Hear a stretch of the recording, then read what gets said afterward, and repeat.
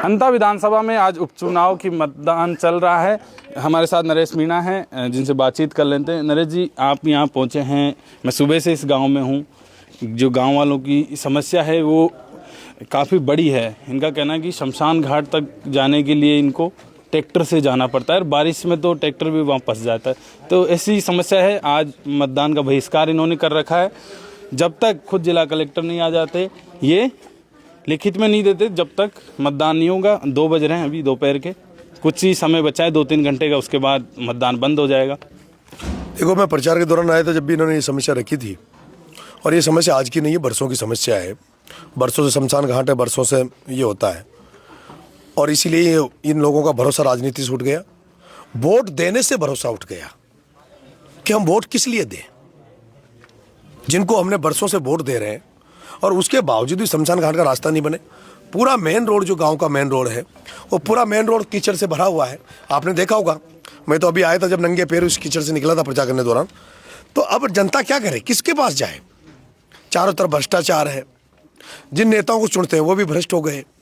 तो अब इनका भरोसा विश्वास उठ गया कि भाई हम लोग वोट नहीं देंगे। प्रशासन समझाने आ रहा है, लेकिन ये लोग अड़े हुए हैं कि कलेक्टर आएगा तब हम वोट देंगे। मैं तो कोशिश कर रहा हूँ कि ये वोट का करें, लोकतंत्र का पर्व है। हो सकता है अब तक इन्होंने जिनको वोट दिया है वो गलत निकले, इनकी अपेक्षाओं पर खरे नहीं उतरे। लेकिन सारे लोग तो एक जैसे नहीं होते, 5 उंगलियां एक जैसी नहीं होती।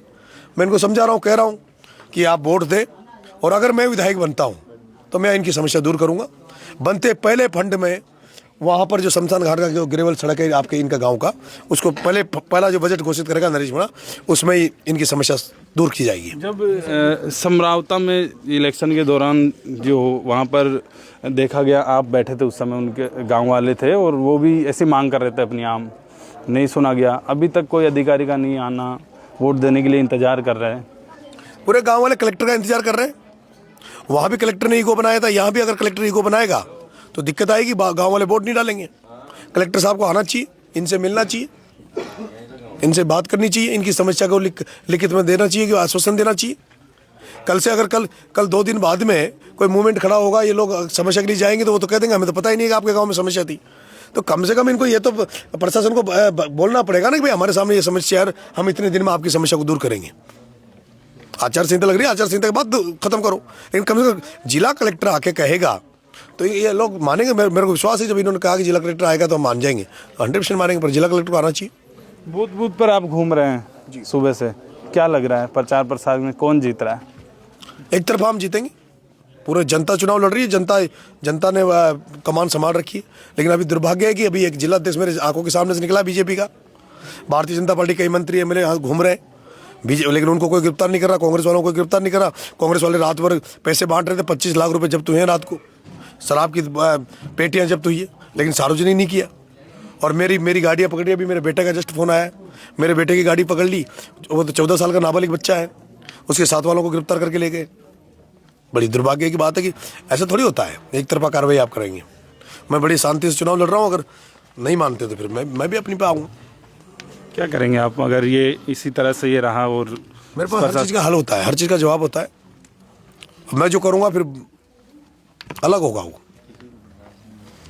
तो इस गांव में आज नरेश मीणा किसके साथ है? वहाँ पर तो समरावता में तो आप गांव वालों के साथ खड़े थे। मैं तो गांव वालों के साथ हूँ। यहाँ भी मैं तो जनता का हूँ, जनता के साथ ही रहूँगा।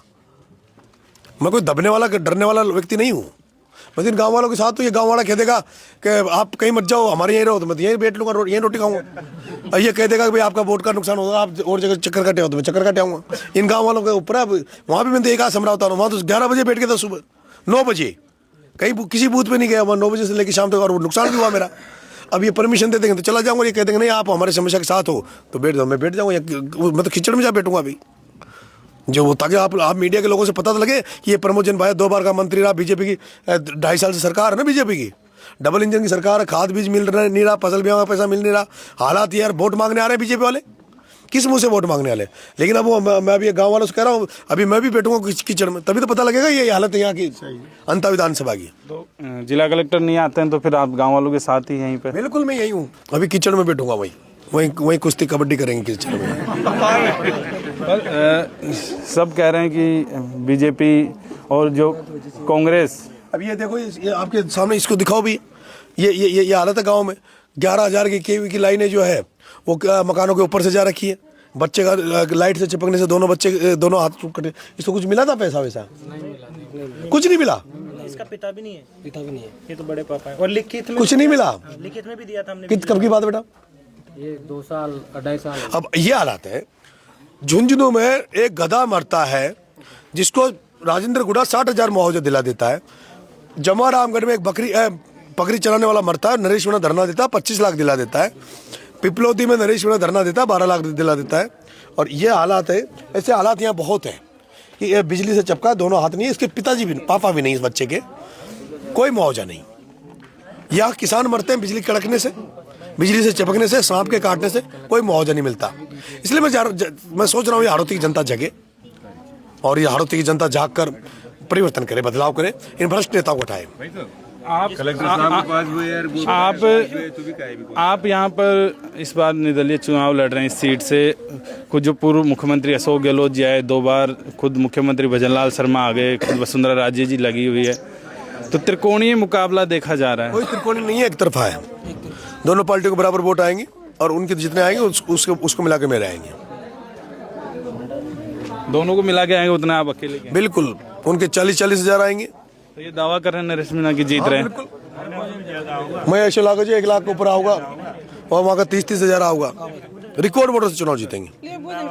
तो आप देखिए कि ये यहाँ पर भोजन भी यहाँ पर कर रहे हैं, पर इनका कहना है कि 30-30 हजार वोट कांग्रेस बीजेपी के आएंगे और 1 लाख से ज़्यादा वोट मुझे मिलेंगे। इस सीट से चुनाव हम जीत रहे हैं। राजस्थान तक के लिए कैमरामैन मनीष के साथ चेतन गुर्जर, अंता।